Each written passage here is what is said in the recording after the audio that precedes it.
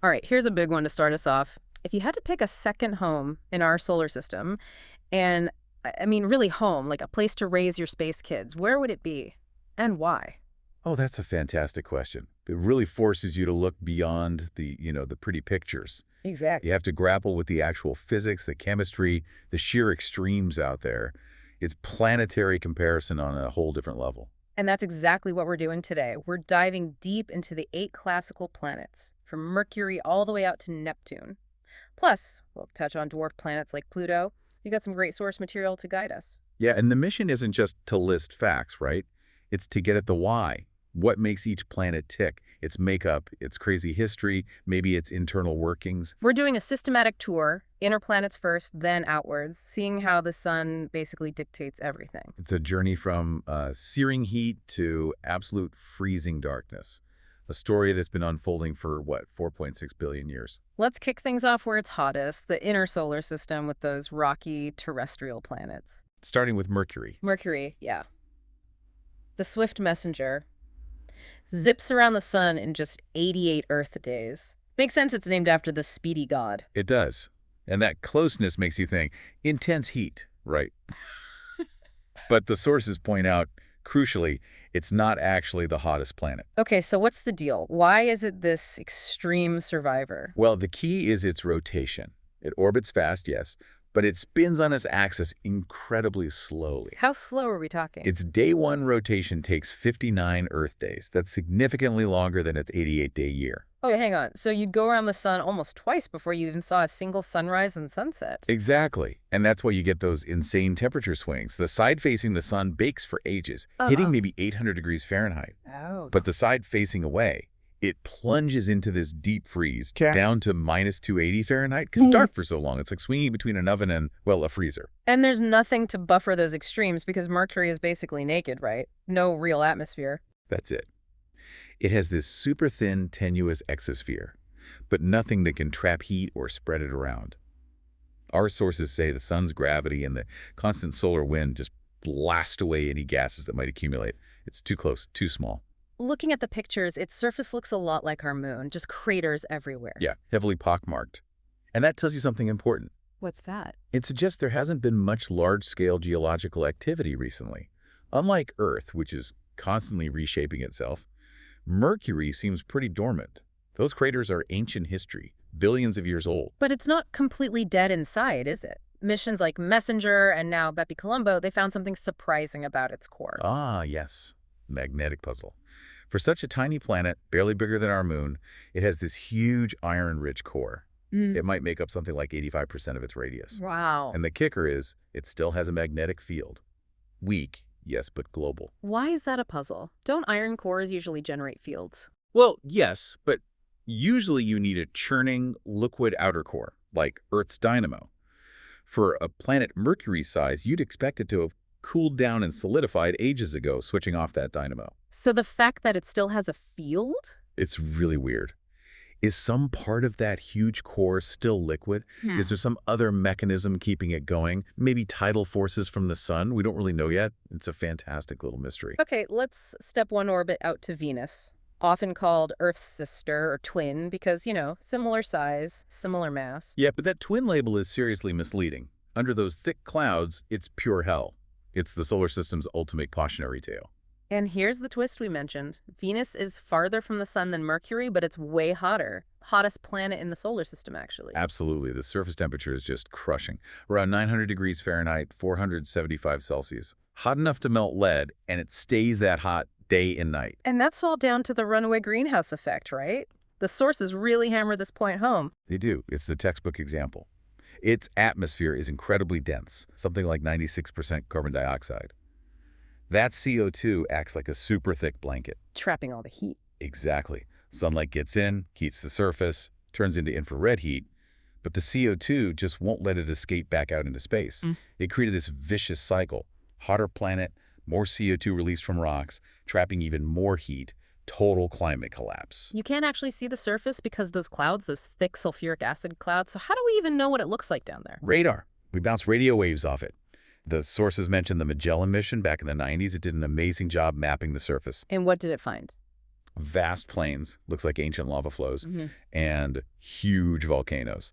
There's still a big question about whether any of those volcanoes might still be active today. Okay, so you've got killer heat, crushing pressure like being almost a kilometer underwater on Earth. 92 times Earth's surface pressure, yeah. And then there's its spin. It's just weird, super slow, and backwards. Yeah, retrograde rotation. Most planets spin counterclockwise, same way they orbit. Venus spins clockwise, very slowly. How slowly? One Venus day takes 243 Earth days, Hmm. which is actually longer than its year, which is only 225 Earth The days. day longer than its year. And spinning the wrong way. How does that even happen? The leading theory, the one the source is back, is a massive impact early That's on. a collision. Probably. A huge whack from maybe a protoplanet or a giant asteroid hitting it just right or wrong, depending on your perspective, to slow its spin right down and flip it over, essentially. Given those conditions, the heat, the pressure, the acid rain, obviously the surface is a no-go for life as we know it.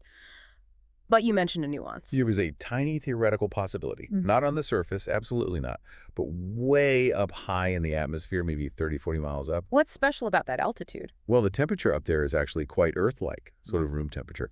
And the pressure is similar to Earth's sea level. Now, the clouds are still incredibly acidic, which is a huge challenge. But if life could exist anywhere, it might be tiny, acid-loving microbes floating in those upper cloud layers. It's a long shot, but it's the only potential niche. Still, the main takeaway from Venus is that warning, right?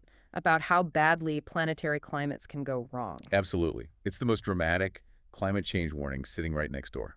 Which brings us home, Earth. Yeah. After Mercury's extremes and Venus's inferno, you really appreciate this place. The Goldilocks miracle. It is the only place we know for sure that's teeming with complex life. Being in the Goldilocks zone where liquid water can exist, that's key. Critical, but it's not just about the address, is it? Earth's habitability comes from this whole interconnected system of protective gear. More than just having an atmosphere. Oh yeah, the atmosphere itself, the nitrogen-oxygen mix, is vital. But maybe even more crucial is our magnetic field. Generated by the core. Exactly. That churning liquid iron in the outer core creates this huge magnetic shield. It deflects most of the dangerous charged particles streaming from the sun, the solar wind. Without it, that solar wind would strip our atmosphere away over time and bombard the surface with radiation. Life wouldn't stand a chance. And something else that makes Earth really stand out, especially compared to Mars or Venus, is plate tectonics. That feels unique. It is absolutely fundamental. It's not just about making mountains or causing earthquakes, this constant movement and recycling of the crust. It regulates our planet's long-term climate How does it do that? through the carbon silicate cycle. Yeah. Tectonics helps pull carbon dioxide out of the atmosphere, locks it into rocks, and eventually cycles it back out through volcanoes. It acts like a planetary thermostat over millions of years. So Mars and Venus have volcanoes, but they don't have this constant global recycling process. Generally, no. They seem to have what's called a stagnant lid crust. It doesn't really move around in big plates like Earth's. They might have hot spots, massive volcanoes, but not this global conveyor belt that renews the surface and keeps the climate relatively stable. Earth is unique in that way among the rocky planets. And we can't forget our big neighbor, the moon. Its role is more than just romantic, isn't it? Hugely important. The moon's gravity acts like a stabilizer for Earth's tilt. Our axial tilt, the 23.5 degrees that gives us seasons. Precisely. Without the moon's steadying influence, Earth's tilt would wobble much more chaotically over long time scales. Imagine seasons swinging wildly, climates shifting dramatically and rapidly. Complex life probably couldn't handle that. So the moon helps keep things stable. It's a crucial piece of the puzzle. When you look back at Venus and look ahead to Mars, you really see how precious and maybe fragile Earth's balance is. The tectonics, the magnetic field, the moon, they all work together. Let's head out to Mars then. The red frontier. That rusty color comes from iron oxide, right? Basically, rust. Yep, the whole planet's covered in it. And Mars, well, it holds that enduring fascination because it hints at maybe having life in the past. But first, we have to talk about what went wrong there. Like Mercury, it lost something crucial. It lost its global magnetic field, and the sources clearly link that loss to its atmosphere thinning out dramatically. Mars was likely once much warmer and wetter. So it had a dynamo like Earth, but it shut down. Seems so. Probably cooled down internally faster than Earth because it's smaller. Once that magnetic shield died, the solar wind just went to town, stripping away the atmosphere, especially the lighter gases like water vapor. Missions like MAVEN have actually watched this process happening now. And that's why its atmosphere is so thin today, less than 1% of Earth's. That's the consequence. A thin, cold, dry atmosphere. But the clues about that wetter past are just everywhere, aren't they? Overwhelmingly so. From orbit, you see these features that look exactly like dried-up river valleys. We see evidence of ancient lakes inside craters, and we know there's still a lot of water ice locked up in the polar caps and just below the surface. And the rovers, like Curiosity and Perseverance, they've found more direct evidence. Oh, absolutely. Perseverance landed in Jezero Crater, which we're pretty sure was a lake billions of years ago. It's looking for biosignatures. Signs of life? Signs of past life, yeah. It's found complex organic molecules, the building blocks. Now, organics can form without life, but finding them in an ancient lake bed is definitely intriguing. Plus, we've detected methane in the atmosphere, which sometimes appears seasonally. Methane can be produced by life. Or by geology. Or geology, exactly. So Oh, it's yeah. suggestive, not definitive. But it keeps the possibility open. Maybe microbial life existed. Maybe it still hangs on deep underground, shielded from the harsh surface radiation. Mars is smaller than Earth, but its features are just enormous. Olympus Mons, the tallest volcano in the solar system, 16 miles high, 3 times taller than Everest. And Valles Marineris, that canyon system. It dwarfs the Grand Canyon, stretches for thousands of miles, several miles deep. How can a smaller planet have such massive features? 2 main reasons: lower gravity and that stagnant crust we mentioned. Mars only has about 38% of Earth's gravity, so mountains can just grow taller before their own weight becomes an issue. Right. And without plate tectonics constantly recycling the crust, these giant shield volcanoes like Olympus Mons can just sit over a hot spot and build up and up and up for maybe billions of years. Let's not forget its moons, Phobos, and Deimos. They look kind of lumpy, like captured asteroids. That's the leading theory, yeah. They don't look like they formed with Mars. Yeah. And Phobos, the inner one, has a pretty dramatic future ahead. It's doomed, isn't it? It is. Tidal forces are pulling it closer to Mars. In maybe a few tens of millions of years, it'll get too close. It'll either smash into the planet or, more likely, get ripped apart by Mars's gravity. Forming a ring. A temporary ring system, yeah, before the debris eventually rains down. So Mars clearly has potential, the history of water, maybe resources. It's the main target for humans going beyond the moon. But the challenges are huge. Absolutely huge. The radiation, because of the thin atmosphere and no global magnetic field, is a major killer. Then there's the dust, fine, pervasive dust that gets everywhere and can cause massive planet-wide storms. And finding enough readily available water, power. The list is long. It's a massive engineering problem. Okay, let's leave the inner planets. We're crossing the asteroid belt now, heading into the realm of the giants. The gas giants. And first up is the undisputed king, Jupiter. Its scale is just hard to grasp. More mass than everything else in the solar system combined, except the sun itself. Yeah, over twice the mass of all other planets, moons, asteroids, everything. Mostly hydrogen and helium like the sun, which leads to that failed star analogy you sometimes hear. So why didn't it become a star? Not enough mass. Not nearly enough. You'd need about 80 times Jupiter's current mass to get the core pressure and temperature high enough to kickstart nuclear fusion. It generates a lot of internal heat from gravitational contraction, but it's no star. But that internal heat and its rapid spin drives some incredible weather, like the Great Red Spot. Ah, yes, the iconic storm. It's this massive anticyclone, like a high-pressure system, that's been raging for centuries, at least 350 years that we've observed it. Twice the size of Earth. Roughly, yeah. And the sources suggest why these storms can last so long on gas giants. There's no solid surface to slow them down. Unlike a hurricane hitting land on Earth. Exactly. The Great Red Spot just swirls between these atmospheric bands, fueled by Jupiter's internal heat and fast rotation. It just keeps going. Jupiter's not just about its own weather, though.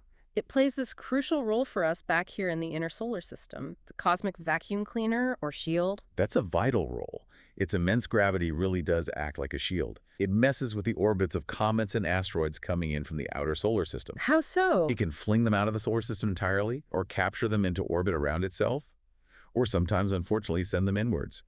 But overall, it probably significantly reduces the number of major impacts the inner planets, including Earth, would otherwise suffer.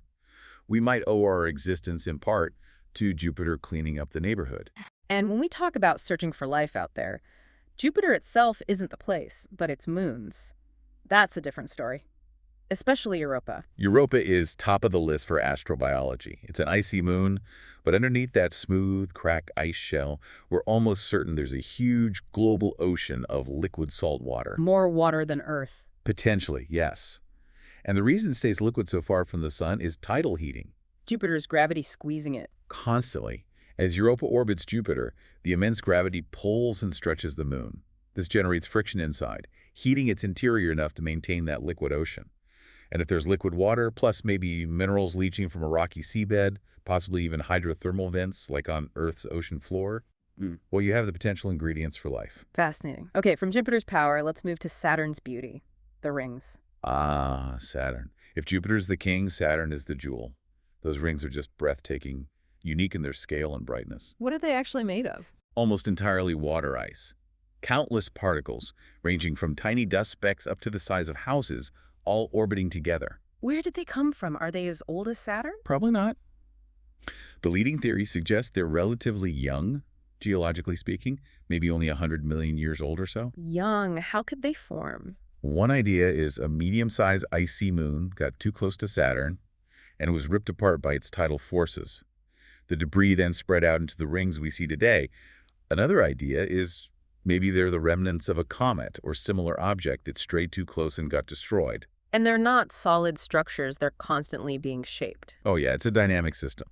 Smaller moons orbiting within or near the rings, called shepherd moons like Prometheus, their gravity helps keep the ring edges sharp, carve out gaps, create intricate patterns like braids. It's like gravitational sculpting. There's a really cool fact about Saturn in the sources, about its density. The floating planet, yes. Saturn is incredibly light for its size. Its overall density is actually less than water. So if you had a bathtub big enough, It would float. It really drives home how much of Saturn is just gas, hydrogen, and helium, mostly puffed out over a relatively small core. It's incredibly diffuse. like Jupiter, Saturn's moons are also major targets for astrobiology. Two really stand out, Titan and Enceladus. Two very different, very exciting worlds. Titan is huge, bigger than Mercury. It has a thick, smoggy nitrogen atmosphere, thicker than Earth's, in fact. And lakes. Lakes and rivers and rain, yes. But not water. Liquid methane and ethane. It has this whole hydrocarbon-based wet weather cycle. It's thought Titan's chemistry might be similar in some ways to what early Earth was like before life got started. And then Enceladus is doing something even more dramatic. It really is. Enceladus is actively spraying its insides out into space. The Cassini mission saw these huge geysers erupting from cracks near its south pole, the Tiger Stripe. Geysers of what? Water ice particles, water vapor, and even simple organic molecules. It's direct evidence of a liquid water ocean hidden beneath the icy crest. And because it's venting this material, we could potentially fly a spacecraft through those plumes and sample the ocean's composition without even needing to land or drill. It's a prime target. Amazing. All right, we're heading further out now into the deep freeze. The ice giants, Uranus and Neptune. Yeah, these are different beasts, again, from the gas giants. Colder, denser, with more ices like water, ammonia, and methane in their makeup, layered over a rocky core. Let's start with Uranus, the tilted Enigma. That's the defining feature, isn't it? Its extreme tilt, it's knocked over on its side by about 98 degrees relative to its orbit. It basically rolls around the sun. And the theory is another massive collision. Most likely, yes. A huge impact with maybe an Earth-sized object way back when the solar system was forming. Knocked it right over. What does that do to its seasons? It makes them incredibly extreme. Imagine, one pole points almost directly at the sun for half its orbit. That's a 42-year-long summer day. Then the other pole gets 42 years of continuous winter darkness. Wow, 42-year seasons. That pale blue color comes from methane gas absorbing red light, right? That's right. Methane ice clouds give it that hazy cyan appearance. Even its moons seem a bit chaotic. Miranda. Miranda looks like it's been smashed apart and then haphazardly stuck back together. Huge canyons, weirdly shaped terrains, all jumbled up. It suggests a really violent past, maybe multiple impacts or internal upheavals. And Uranus's magnetic field is weird too. It's way off-center and tilted relative to its rotation. And it's colder than expected. It seems to radiate very little internal heat, unlike the other giant planets. It looks quite placid, featureless, and visible light compared to Neptune. Why it's so internally cold, or maybe just doesn't transport heat outwards efficiently, is still a bit of a puzzle. It challenges our models of how these ice giants work. So if Uranus is the quiet, cold one, Neptune is its rowdy twin. Absolutely. Neptune is the farthest classical planet, but it's surprisingly dynamic. It has this deep, vibrant blue color, again from methane, but much stronger than Uranus's. And it's active because it does have internal heat. Yes, that's the key mystery. It radiates about 2.5 times more energy than it receives from the distant sun. We think it's leftover heat from its formation, still slowly leaking out, and this internal heat engine drives incredible weather. We're talking the fastest winds in the solar system. The fastest recorded, yes, over 1,200 miles per hour. Supersonic winds whipping around the planet, creating massive storms. Voyager 2 saw the Great Dark Spot back in '89, similar to Jupiter's spot. Similar in size, but not in persistence. When Hubble looked later, the Great Dark Spot had vanished. Other dark spots have appeared and disappeared since. So Neptune's storms seem much more transient, changeable than Jupiter's Great Red Spot. It's just really dynamic, fast-changing, deep atmosphere. And its biggest moon, Triton, is also pretty strange. Triton is fascinating. It orbits Neptune backwards, a retrograde orbit. Meaning it was captured. Almost certainly. Probably a dwarf planet, like Pluto, that strayed too close and got caught by Neptune's gravity. And despite being incredibly cold, its surface shows signs of activity geysers erupting, possibly nitrogen frost or ice. It's one of the coldest objects we know, yet it seems geologically active. Does Neptune have rings too? It does, but they're very faint, dark, and clumpy. Not continuous like Saturn's. They have these distinct bright arcs within them. We think small moons might be gravitationally corralling the particles into these arcs, but it implies the rings are unstable or maybe relatively young. Okay, past Neptune now, out into the Kuiper Belt, the realm of the dwarf planets. And we have to talk about Pluto. The one that started the whole debate. Yeah, Pluto's reclassification in 2006 definitely stirred things up. Remind us why it got demoted. The International Astronomical Union, the IAU, set out 3 criteria for a planet. It orbits the sun, it's massive enough for its gravity to make it nearly round, and this was the kicker.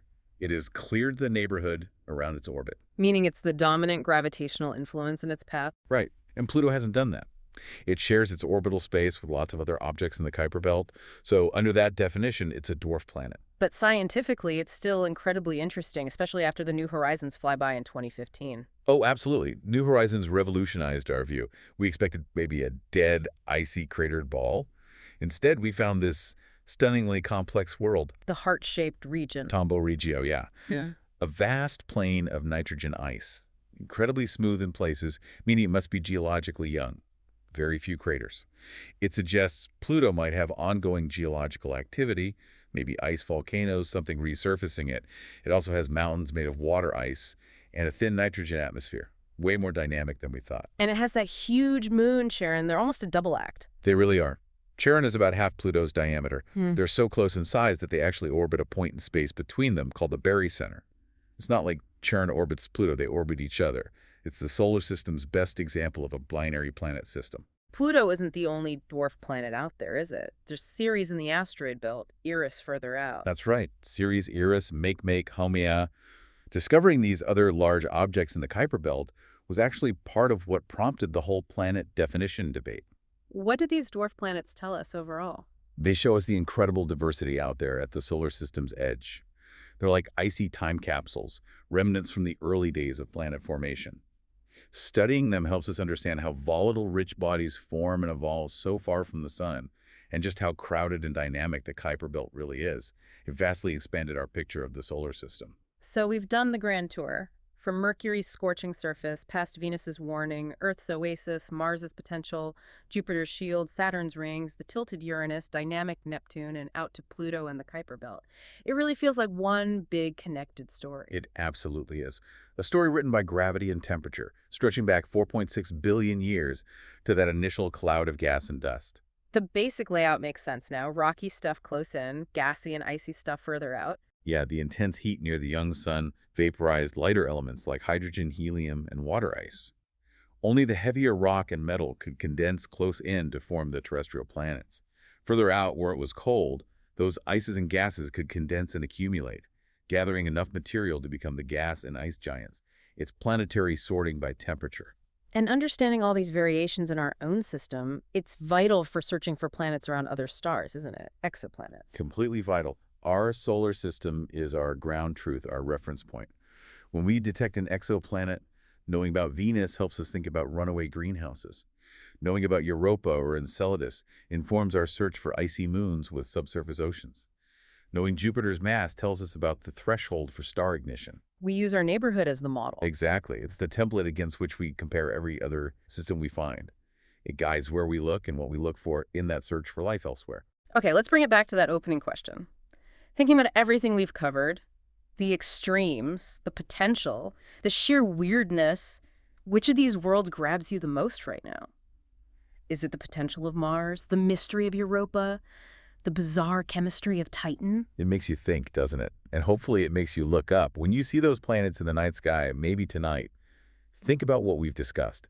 Think about the immense forces, the vast timescales, the delicate balances. From plate tectonics keeping Earth stable, to Jupiter acting as a shield, to the thin atmosphere clinging to Mars. It's all connected, the same physics playing out in wildly different ways. And reflecting on that really underscores how special, maybe how lucky, our own Goldilocks miracle planet is within this incredible cosmic family. Keep looking up, keep asking questions.